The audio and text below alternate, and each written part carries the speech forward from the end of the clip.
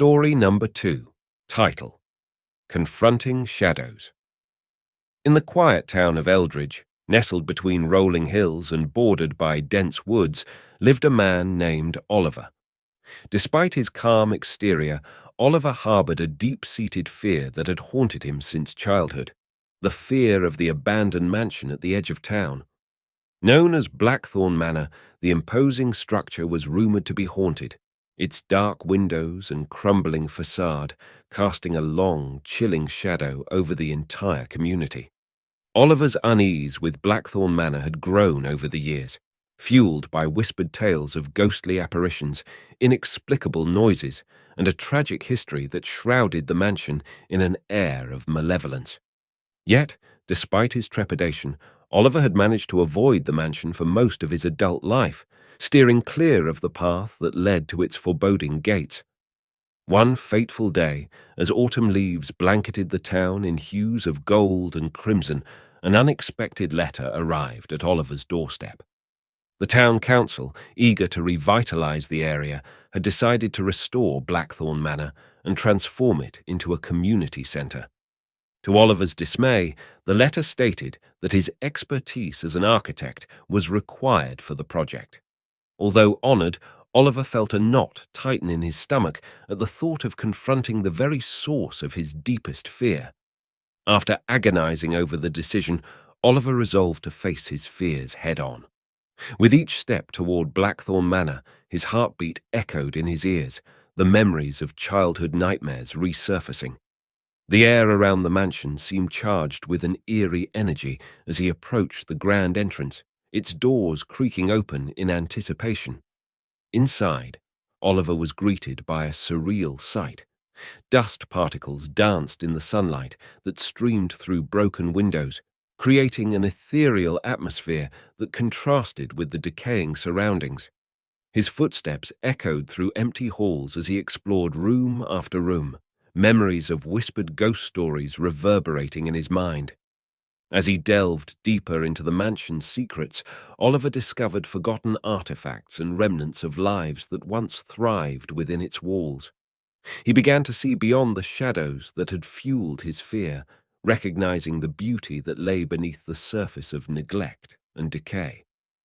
Weeks turned into months, and Oliver dedicated himself to the restoration of Blackthorn Manor. With each nail he hammered and every board he replaced, he felt a sense of empowerment, as if he were conquering not just the mansion's dilapidation, but also the shadows that had lingered in his soul. One evening, as the last rays of sunlight bathed the newly refurbished mansion, Oliver stood in the grand hall, a sense of accomplishment washing over him. The mansion that had once been a source of nightmares had transformed into a beacon of resilience and renewal. In facing his biggest fear, Oliver not only restored a historic landmark, but also discovered the strength within himself to confront the shadows that had held him captive for so long. As he stepped outside, the once menacing silhouette of Blackthorn Manor stood tall against the sunset, no longer a symbol of dread, but a testament to the courage required. Title: Embracing the Abyss. Jonathan Steele had lived his entire life haunted by a single, crippling fear: the deep, boundless sea. Ever since childhood, the mere thought of vast expanses of water made his palms clammy and his heart race. It was a fear that had shaped his decisions, limited his experiences, and held him captive in a world where the surface of the ocean was an impenetrable boundary. Despite his successful career as an architect, his personal life was defined by the avoidance of anything related to the sea. He turned down beach vacations, skipped seaside gatherings, and even found excuses to miss events on boats. His friends and family were aware of his phobia, but no one truly understood the depths of his terror. One day, however, everything changed. Jonathan received a call that his estranged father, a retired naval officer, had passed away. The funeral was set to be held in a coastal town, and the idea of facing his fear in such proximity sent shivers down Jonathan's spine. Yet, duty and familial obligation prevailed, and he reluctantly embarked on the journey to the seaside town where he would confront his deepest dread. As Jonathan arrived, the salty breeze seemed to mock his unease. The town, with its quaint charm and the distant roar of the waves, stood as a reminder of the very thing he had spent a lifetime avoiding. The funeral took place on a cliffside overlooking the turbulent sea, amplifying Jonathan's discomfort. The days that followed were a surreal blur of condolences and melancholy, each moment tainted by the ever-present background noise of the relentless waves. Jonathan couldn't escape the constant reminder of the vast expanse that had tormented him since childhood. As he sorted through his father's belongings, Jonathan discovered a weathered journal among the old naval memorabilia. To his surprise, the journal chronicled his father's adventures at sea and the profound connection he felt to the ocean.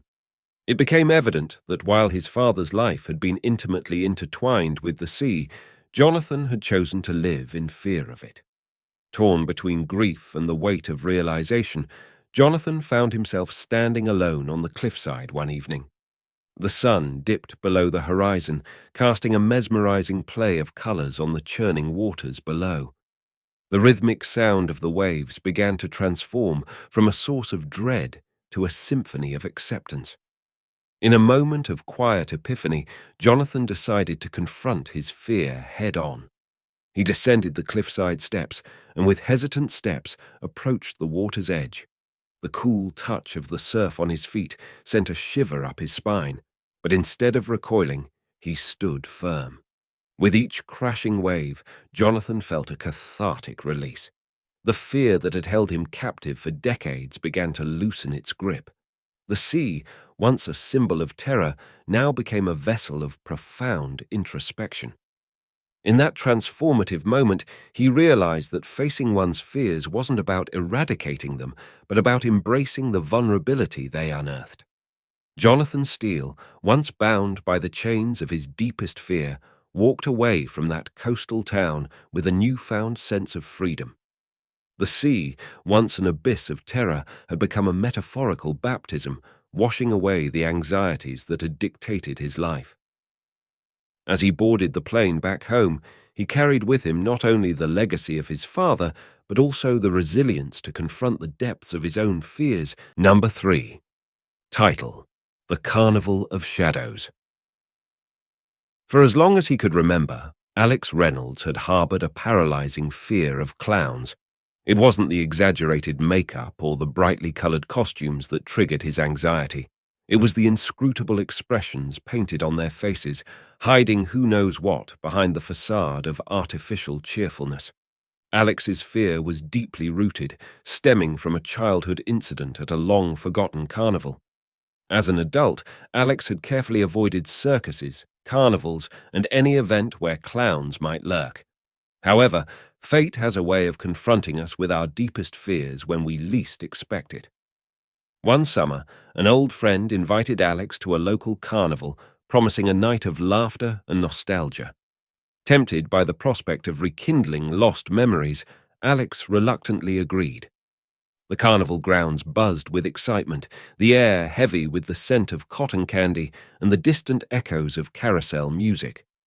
As Alex strolled past games and rides, a sense of unease settled in the pit of his stomach.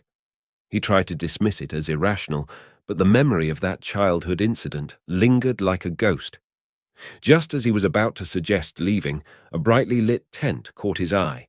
A sign read, "The Mystical Circus, where dreams come alive."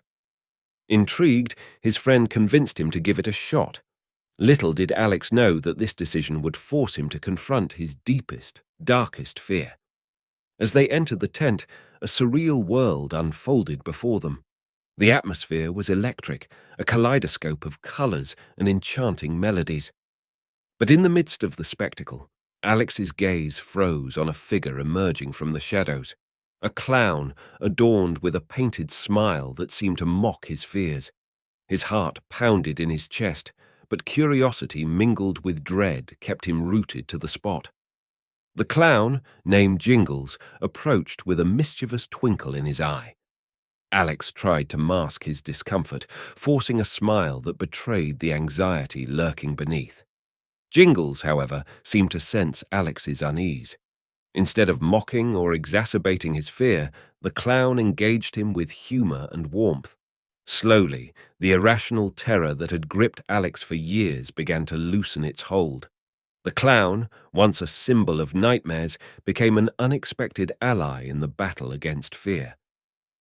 As the night unfolded, Jingles guided Alex through the various attractions, turning his fear into a journey of self-discovery. They rode the Ferris wheel together, laughed at a comically oversized mirror, and shared cotton candy under the twinkling lights. With each passing moment, Alex found himself letting go of the irrational dread that had haunted him. In the climax of the evening, the circus presented a dazzling performance under the big top. The fear that had defined Alex's relationship with clowns transformed into a profound appreciation for the artistry and skill behind their performances.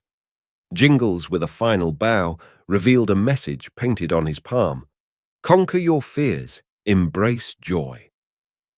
As the carnival lights dimmed and the night drew to a close, Alex realized that facing his fear had not only liberated him from its shackles, but had opened a door to a world of unexpected joy. The carnival, once a place of nightmares, had become a transformative journey, proving that sometimes the things that terrify us the most have the power to set us free. And as he left the mystical circus behind, Alex walked into the night with a newfound courage, ready to face whatever fears may come his way.